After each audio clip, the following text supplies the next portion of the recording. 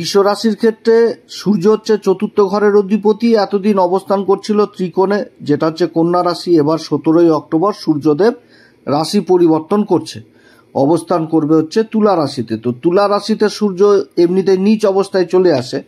তো সূর্যদেবের এই পরিবর্তন বৃষ রাশির ক্ষেত্রে কোন দিক থেকে লাভ নিয়ে আসবে, আবার কোন দিক থেকে লোকসান, আর কোন উপাচার করতে হবে এই সময়কালে, এই সমস্ত কিছু আজকের এই ভিডিওতে তুলে ধরব। তো যাই হোক, অনুষ্ঠানটি শুরু করার আগে সমস্ত দর্শক বন্ধুদের নমস্কার জানাচ্ছি। তার সাথে বলবো, যারা বহুদিন ধরে আমাদের অনুষ্ঠান দেখছেন এখনো পর্যন্ত সাবস্ক্রাইব করেননি, অবশ্যই সাবস্ক্রাইব করবেন। এই চ্যানেলের সঙ্গে থাকুন, জ্যোতিষীয় সম্পর্কিত অনেক তথ্য জানতে পারবেন। তবে আমি কোনো রকমভাবে কোনো দর্শক বন্ধুকে বিভ্রান্ত করার চেষ্টা করছি না। এটা গ্রহের গোচরের উপরই আলোচনা করা হচ্ছে, কারো কোনো রকম ব্যক্তিগত কুষ্টি ধরে আলোচনা নয়, এবং চন্দ্ররাশি অনুসারে বলা হচ্ছে। তো বৃষ রাশির ক্ষেত্রে সূর্যের এই যে পঞ্চম ঘরে অবস্থান, এবার 17ই অক্টোবর রাশি পরিবর্তন করছে। তো সবার প্রথম দেখতে হবে যে এখানটাতে সূর্যের নিজভঙ্গ হচ্ছে কিনা। যদি নিজভঙ্গ হয় তাহলে অনেক দিক থেকে সুবিধা নিয়ে আসবে, আর যদি নিজভঙ্গ না হয় তাহলে অনেক দিক থেকে আবার অসুবিধাও নিয়ে আসবে বৃষ রাশির ক্ষেত্রে। তো যাই হোক, 17ই অক্টোবর যে মুহূর্তে সূর্য রাশি পরিবর্তন করছে, সেই সময় এই যেটা হচ্ছে তুলা রাশি, বৃষ রাশির ক্ষেত্রে ষষ্ঠ ঘর। তো এই ঘরেই কিন্তু বুধ আর মঙ্গলের সাথে সূর্যের জুতি হচ্ছে। তো মঙ্গলের রাশিতে সূর্য উচ্চ হয়ে যায় মেষ রাশিতে। তো মঙ্গলের সঙ্গ পাওয়ার জন্য এখানটাতে সূর্যের কিন্তু নিজভঙ্গ হয়ে গেল। আবার শুক্রও কিন্তু ওই নভেম্বরের 2 তারিখে অবস্থান করবে সূর্যের সাথে। তাহলে সূর্যের কিন্তু এখানটাতে নিজভঙ্গ হচ্ছে শুক্রের দ্বারা 2 তারিখ থেকে। তারপর আবার জ্যোতিষীয় সূত্র কি বলছে যে 3, 6, 8, 12 এই ঘরে যখনই নিজ গ্রহ অবস্থান করবে তার নিজভঙ্গ হয়ে যাচ্ছে। অর্থাৎ সূর্য যে মুহূর্তে রাশি পরিবর্তন করবে সেই মুহূর্ত থেকেই একটা নিজভঙ্গের একটা প্রভাব চলে আসলো বৃষ রাশির ক্ষেত্রে। অর্থাৎ সূর্যের এই পরিবর্তন অনেক দিক থেকে বৃষ রাশিকে উপকৃত করবে। তবে সব দিক থেকে যে ভালো হবে সেটাও না, কারণ যে সমস্ত নক্ষত্রগুলো পাচ্ছে সেই নক্ষত্রের যেরকম ভালো প্রভাব রয়েছে জীবনে, সেরকম আবার নেগেটিভ প্রভাবও রয়েছে। সেগুলোকে বুঝতে হবে যে কোন দিক থেকে নেগেটিভ প্রভাবগুলো আসবে। আর সূর্যদেবের এই যে পরিবর্তনটা হচ্ছে বৃষ রাশির ক্ষেত্রে, এই সময়কালে কিন্তু অনেক রকম পরিবর্তন হবে। সেইগুলো পরিবর্তনও কিন্তু যথেষ্ট এই বৃষ রাশির ক্ষেত্রে কিন্তু ফেভারে থাকছে। এটাই সব থেকে বড় ব্যাপার, কারণ দেবগুরু বৃহস্পতি যে মুহূর্তে সূর্য 17 তারিখে রাশি পরিবর্তন, আর 18 তারিখে দেবগুরু বৃহস্পতিও রাশি পরিবর্তন করবে, উচ্চ অবস্থায় তৃতীয় ঘরে চলে আসবে, এবং যে নক্ষত্রে থাকছে সেটা কিন্তু নিজের নক্ষত্র। তো নিজের নক্ষত্রে উচ্চ অবস্থায় অবস্থান করে ভাগ্যের ঘরকে দেখবে, লাভের ঘরকে দেখবে, সেরকম আবার সপ্তম ঘরকেও দেখবে। ভালো অবস্থান দেবগুরু বৃহস্পতির অবস্থান, এই অবস্থান যেটা হতে যাচ্ছে উচ্চ অবস্থায় বৃষ রাশির ক্ষেত্রে, এর একটা ভিডিও দিব। সেই সময় সমস্ত কিছু তুলে ধরবো যে নক্ষত্রের কি প্রভাব, নক্ষত্রের কি গুণ, কি হতে যাচ্ছে বৃষ রাশির ক্ষেত্রে, সব কিছু তুলে ধরবো। তো যাই হোক, এই অবস্থানটা ভালো হচ্ছে। তারপরে আবার সূর্য যে মুহূর্তে রাশি পরিবর্তন করছে সেই মুহূর্তে কিন্তু বুধ যেরকম 15 তারিখে নক্ষত্র পরিবর্তন, 15-16 তারিখে নক্ষত্র পরিবর্তন করছে, চলে আসবে দেবগুরু বৃহস্পতির নক্ষত্র বিশাখার। মঙ্গল তো 13 তারিখ থেকে বিশাখাতে রয়েছে। আবার ওপর দিকে রাহু কর্মের ঘরে পূর্বা ভাদ্রপদ নক্ষত্রের প্রথম চরণে রয়েছে দেবগুরু বৃহস্পতির নক্ষত্র, এবং শনিদেব রয়েছে লাভের ঘরে দেবগুরু বৃহস্পতির নক্ষত্র পূর্বা ভাদ্রপদ নক্ষত্রের চতুর্থ চরণে।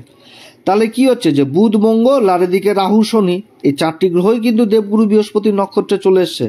এটা কিন্তু সব থেকে বড় ভালো অবস্থান যে এতগুলো গ্রহ দেবগুরু বৃহস্পতির আন্ডারে, অর্থাৎ মানে ভালো অবস্থান। এই সময়কালে বৃষ রাশিকে বিশেষভাবে প্রভাবিত করবে।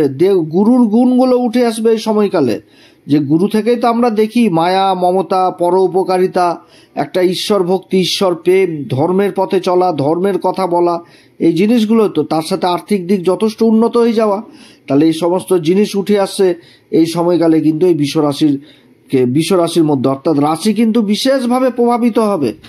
এছাড়া শুক্র এই সময়কালে হস্তা নক্ষত্রে থাকছে। 18ই অক্টোবর থেকে হস্তা নক্ষত্রে থাকবে 28শে অক্টোবর পর্যন্ত। তারপর তো চিত্রা নক্ষত্রে চলে আসবে, এবং নভেম্বরের 2 তারিখে আবার রাশি পরিবর্তন করে নিয়ে ষষ্ঠ ঘরে চলে আসবে। অর্থাৎ খুবই একটা ভালো গ্রহদের মানচিত্র এবং গ্রহদের যা নক্ষত্রগত অবস্থান, এটা সম্পূর্ণভাবে সাপোর্ট করবে বৃষ রাশিকে। একটা উন্নতির ভালো জায়গায় যাচ্ছে এই বৃষ রাশি। এবার ষষ্ঠ ঘরটা সম্পূর্ণভাবে সূর্যের পরিবর্তনে কিন্তু অ্যাক্টিভ হয়ে গেছে। ষষ্ঠ ঘর যখন অ্যাক্টিভ হয়ে যায় তখন বিভিন্ন দিক থেকে কিন্তু সুবিধা জীবনে আসে, কারণ ষষ্ঠ ঘর থেকে কর্মের বিচারও করা হয়। কারণ কর্মের ঘরে যে নবম ঘর সেটা কিন্তু ষষ্ঠ ঘর, আর ষষ্ঠ ঘরের পঞ্চম ঘরই হচ্ছে কর্মের ঘর। তো ষষ্ঠ ঘরে এই রাজা, সেনাপতি, তার সাথে আবার যুবরাজ, একসাথে তিনটি গ্রহের অবস্থান, এখানটাতে কি হবে? দ্রুত মানুষকে চিনতে পারবে, চিটিংবাজ লোকদের চিনতে পারবে, দূরদৃষ্টি সম্পূর্ণ হবে এই সময়কালে।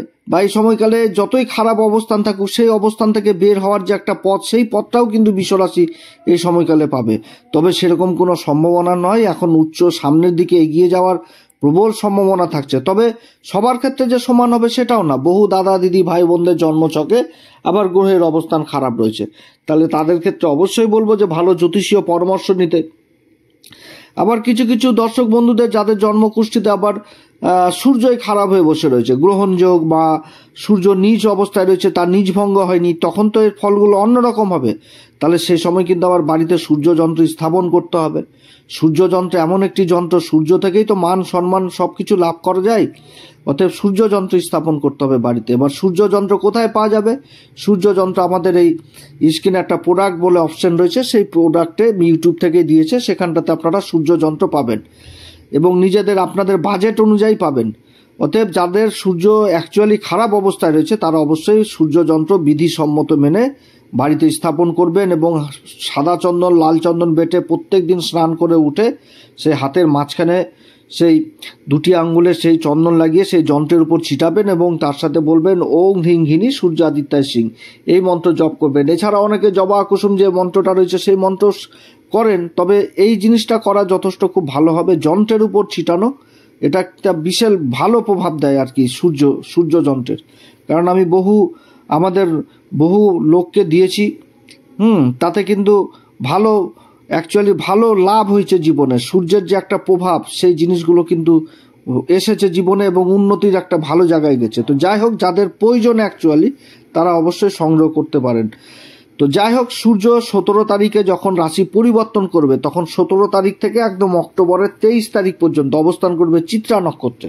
চিত্রা নক্ষত্রটা হচ্ছে মঙ্গলদেবের নক্ষত্র। তো এই নক্ষত্রের দুটি চরণ পরে তুলা রাশিতে আর দুটি চরণ পরে কন্যা রাশিতে। কন্যা রাশিতে যখন ছিল তখন কিন্তু বুধের প্রভাব ছিল, আর তুলা রাশিতে আসা মানে শুক্রের প্রভাব হয়ে গেল।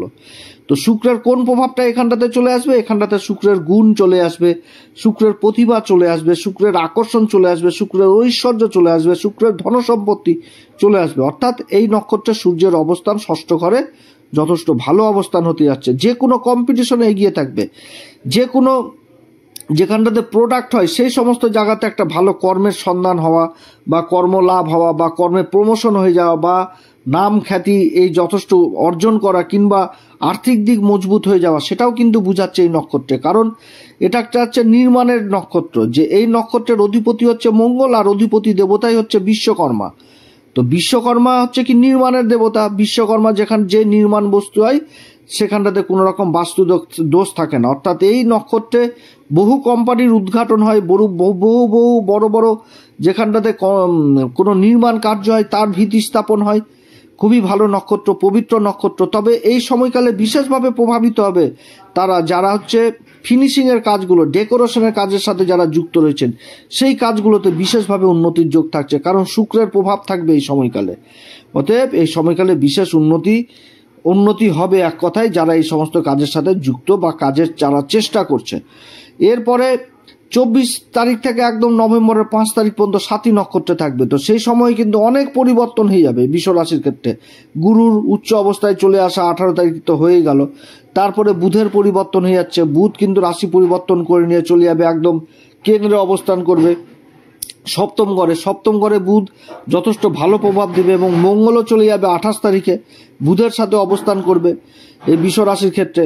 এবং এই জুতির উপর আবার দেবগুরু বৃহস্পতির দৃষ্টি থাকবে। কত সুন্দর অবস্থান! দেবগুরু বৃহস্পতি এই জুতিকে দেখবে, ভাগ্যের ঘরকে দেখবে, লাভের ঘরকে দেখবে, শনিকেও দেখবে। আবার তারপরে আবার নভেম্বরের 2 তারিখে শুক্রও চলে আসবে এই ঘরে। অর্থাৎ একসাথে মানে ডবল শুধু নিজভঙ্গ রাজ্য হবে এই সময়কালে বিশ্ব রাশির ক্ষেত্রে। একটা ভালো উন্নতির জায়গায় চলে যাবে বিশ্ব রাশি এই সময়কালে।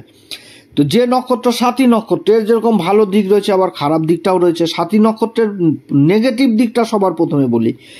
নেগেটিভ দিকটা হচ্ছে যে এই সময়কালে গন্ডগোল, অশান্তি, ঝুর ঝামেলা, বেআইনি পথ, শর্টকাট পদ্ধতি যেগুলো আছে সেগুলো থেকে দূরে থাকতে হবে। শত্রুতা এইগুলো থেকে দূরে থাকতে হবে। কোর্ট কেস মোকদ্দমা এগুলো থেকে দূরে থাকতে হবে। অসুখ বিসুখ যদি হয় ডাক্তারি চিকিৎসা ট্রিটমেন্টের মধ্যে থাকতে হবে, না তো কিন্তু বৃদ্ধি পাই দিবে। কারণ সাথী নক্ষত্র যথেষ্ট ভালো নক্ষত্র, রাহু কিন্তু পজিটিভ ফল দেয়, কিন্তু এই নক্ষত্রের যে দেবতা তিনি হচ্ছেন বায়ুদেব। তো বায়ু তো এক জায়গায় স্থির থাকে না, চারিদিকে ছড়িয়ে পড়ে। তো সেরকম যদি অসুখ বিসুখ হয়, যদি ধামাচাপা দিয়ে রাখেন, তাহলে কিন্তু সেই অসুখ বিসুখ আবার বৃদ্ধি পেয়ে যাবে। অতএব এদিক থেকে সাবধান। গন্ডগোল অশান্তি প্রথমে ছোট হবে, তারপরে বড় আকার ধারণ করবে, এদিক থেকে সাবধান। সাথী নক্ষত্রের মাইনাস দিক হয় কি, যে এরা মানে নিজের সমালোচনা শুনতে পায় না, কিন্তু নিজের সমালোচনাকে যদি নিজের ভেবে সেটার উপর কাজ করে, তাহলে কিন্তু আবার যথেষ্ট এগিয়ে যায়। সাথী নক্ষত্রে মা সরস্বতীর একটা বিশেষ কৃপা থাকে।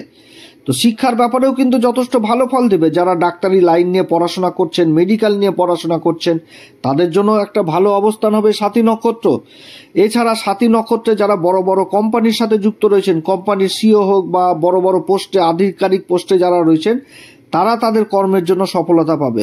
এবং তার সাথে যারা অ্যাডভার্টাইজ ডিপার্টমেন্টে রয়েছেন, কোনো মার্কেটিং ফিল্ডে রয়েছেন, মিডিয়া সেক্টরে রয়েছেন, কথাবাচক হিসাবে কাজ করছেন, তাদের জন্য যথেষ্ট ভালো। ষষ্ঠ ঘরে এই নক্ষত্র অবস্থান হয়ে যাওয়া মানে যারা অ্যাডভাইজার হিসাবে কাজ করছেন, ওকালতি করছেন, চার্টার্ড অ্যাকাউন্টেন্ট হিসাবে কাজ করছেন, তাদের জন্য খুবই ভালো অবস্থান। যারা ব্যাংকিং সেক্টরে কাজ করছেন, তাদের জন্য যথেষ্ট ভালো অবস্থান, কারণ বায়ু কিন্তু বৃদ্ধি করে দেয়। অতএব যারা মিউজিক ডিপার্টমেন্টে রয়েছেন, সোশ্যাল মিডিয়াতে অ্যাক্টিভ রয়েছেন, ইউটিউব, ফেসবুক, ইনস্টাগ্রাম, এদিক থেকেও কিন্তু যথেষ্ট সফলতা পেয়ে যাবে সাথী নক্ষত্রের। খুবই ভালো অবস্থান, যে কোম্পানি কোনো প্রোডাক্ট মার্কেটে লঞ্চ করছে, চারিদিকে ছড়িয়ে গেল, সবার ক্ষেত্রে জানাজানি হয়ে গেল। কত সুন্দর অবস্থান সাথী নক্ষত্র। সাথী নক্ষত্রে মা সরস্বতীর বিশেষ কৃপা থাকে এবং রাহু কিন্তু যথেষ্ট ভালো ফল দেয়। এ সময় মানে চারিদিকে একটা খ্যাতি, যশ এগুলো ছড়িয়ে পড়বে। যারা বিদেশ সংক্রান্ত কাজের সাথে যুক্ত রয়েছেন, সেই কাজগুলোতে যথেষ্ট লাভবান হবে। তো এরকম কিন্তু এর লাভের জায়গাগুলো। আর যেগুলো ক্ষতির জায়গা, সেগুলো তো তুলে ধরলাম, নেগেটিভ জিনিসগুলো। এরপরে 6 তারিখ থেকে একদম 16 তারিখ পর্যন্ত বিশাখাতে থাকবে। তো বিশাখাতে থাকলেও কিন্তু যথেষ্ট উন্নতির যোগ, কারণ বিশাখা নক্ষত্রের যে সিম্বল আমাদের জ্যোতিষশাস্ত্রে দেওয়া আছে, সেটা হচ্ছে রাজগেট। এবার সূর্য মানে তো রাজা, রাজায় অবস্থান করছে এই নক্ষত্রে, গুরুর নক্ষত্রে। আর গুরুর দৃষ্টি এই সময়কালে থাকছে, আবার এই পঞ্চম ঘরেও থাকছে, আবার ভাগ্যের ঘরে থাকছে, আবার লাভের ঘরেও থাকছে। আর গুরু স্বয়ং তো নিজের নক্ষত্রে অবস্থান করছে, উচ্চ অবস্থায়, ভালো অবস্থান। তাহলে এই সময়কালে বিশাখা নক্ষত্রে যারা থাকছে, তারা কর্মক্ষেত্রে মানে সরকারি বা বেসরকারি ক্ষেত্রে নিজেদের সংস্থা থেকে পুরস্কার প্রাপ্তির যোগ থাকবে নিজেদের কাজকর্মের জন্য। এত সুন্দর অবস্থান, নিজের লক্ষ্যে পৌঁছাতে পারবে, যেটা দীর্ঘদিন ধরে পারছিল না, এই সময়কালে পাওয়ার প্রবল সম্ভাবনা থাকছে। নিজের লক্ষ্যে পৌঁছে যাওয়া, জীবনে একটা বড় লক্ষ্যে পৌঁছে যাওয়া, এটা কিন্তু সম্ভাবনা থাকছে বিশাখা নক্ষত্রে। বিশাখা নক্ষত্রের আবার আরও একটি সিম্বল রয়েছে, সেটা হচ্ছে কি, যে কুমারের চাক, মাটি দিয়ে সেই মাটিকে একটা রূপ আকৃতি দেওয়া, তো এই জিনিসটা থাকছে। খুবই ভালো নক্ষত্র। তবে এই নক্ষত্রটা আবার সাইড ইফেক্ট রয়েছে, এর একটা মানে এর একাধিক রয়েছে। তো যাই হোক, নেগেটিভ জিনিসগুলো হচ্ছে যে দনমন স্বভাব, এরা ডিসিশন ঠিক মতন নিতে পারে না। এদেরকে যদি লক্ষ্য স্থির করে দেওয়া যায়, তাহলে কিন্তু এরা সাকসেস হয়, যে তোমার লক্ষ্য ওটাই, তোমাকে ওখানে পৌঁছাতে হবে, তুমি পারবা, একদম ওর পিছনে দৌড় লাগাবে, একদম না খেয়ে দে সেটার দিকেই লক্ষ্য, ওটা লক্ষ্য স্থির হয়ে গেল এবং সাকসেসও পাই এই বিশাখা নক্ষত্র। আর দনমন স্বভাবটা কি, যে কাজ করার আগে ভাববে যে করব, যদি কিছু হয়ে যায়, আর করার পর বলবে কেনই যে করলাম, এর থেকে যদি একটা ভালো অফার পেতাম, তাহলে ওটাতেই হয়তো ভালো হতো, এই জিনিসটা হয়। তবে এরা একটা লক্ষ্যে পৌঁছানোর পর এদের কিন্তু অ্যাম্বিশনটা অন্যরকম হয়ে যায়, চিন্তাধারা, যে বড়, এর থেকে বড় কিছু প্রাপ্তি আরও যদি করতে পারি জীবনে, এরকম হয়।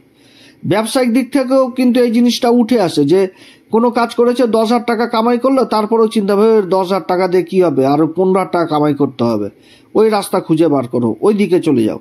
আবার এরা নিজেদের কর্মকে নিয়েও কিন্তু চিন্তিত হয়, কারণ ইন্দ্র কিন্তু ভাবে যে নিজের সিংহাসনকে নিয়ে ইন্দ্র কিন্তু চিন্তিত থাকে, যে কেউ বোধহয় ওই তপস্যা করবে, ওদিকে ব্রহ্মদেব কিংবা ভোলে আবার আশীর্বাদ দিয়ে দেবে, সিংহাসন গেল আমার টলমলো। তো যাই হোক, এরকম কোনো সম্ভাবনা নাই, কারণ গুরুর নক্ষত্র অবস্থান এবং গুরু ভাগ্যের ঘরকে দেখছে, সেরকম লাভের ঘরকে দেখছে, সপ্তম ঘরকে দেখছে। তো সেই জায়গাগুলো যথেষ্ট ভালো থাকবে। তো যাই হোক, এরকম ফল পেতে যাচ্ছে বিশ্বরাশি। অনেক কথা আলোচনা করলাম আজকে বিশ্বরাশিকে নিয়ে। এই সময়কালে অবশ্যই হনুমান চল্লিশা, বজ্রংবাণ, শ্রীরাম সীতা প্রণাম মন্ত্র সহকারে পাঠ করবেন। শনি রাহু অবস্থান করছে পূর্বা ভাদ্রপদে, অতএব এই সময়কালে ভোলে বাবার বিশেষ অভিষেক করবেন, মহামৃত্যুঞ্জয় মন্ত্র পাঠ করবেন, সূর্যদেবকে অর্ঘ্য দিবেন, পিতামাতার আশীর্বাদ নেবেন, এবং যারা গুরু দীক্ষা নেননি অবশ্যই গুরু দীক্ষা নেবেন। আপনারা সবাই ভালো থাকেন। এরপরে আবার আসবে একটি নতুন পর্ব নিয়ে। নমস্কার, ধন্যবাদ।